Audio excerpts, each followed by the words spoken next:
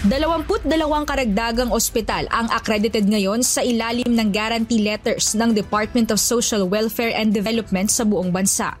Ang mga benepisyaryo ng DSWD, Assistance to Individuals in Crisis Situations o AICS, ay maaari nang makakuha ng serbisyo mula sa mga partner institution gamit ang guarantee letter na ibinibigay ng ahensya. Ito ay isang garantiya sa mga service provider na sasagutin ng gobyerno ang bahagi o kabuuan ng gastusing medikal ng isang pasyente. Upang mapabilis pa ang proseso, sisimula na rin ang automation ng AICS program. Sakop nito ang dispensing o pagre-release ng tulong at billing.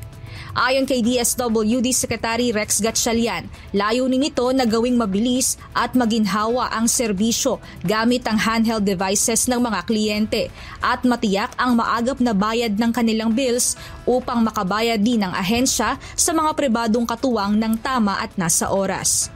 Kabilang sa partner hospital ng departamento ang Allied Care Expert Medical Center sa Mandaluyong at Valenzuela area, Asian Hospital and Medical Center, Commonwealth Hospital and Medical Center, Manila Doctors Hospital, Medical Center Manila, Philippines Children Medical Center, Philippine Orthopedic Center at Valenzuela Medical Center. Samantala, naglabas na rin ng listahan ang ahensya ng mga partner mula sa pharmaceutical industry na maaaring gamitan ng guarantee letter.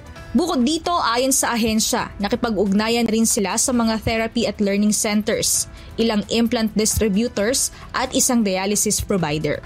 Mia Alonso, UNTV News and Rescue. Diyos ang aming sandigan, serbisyo publiko ang aming pinahahalagahan.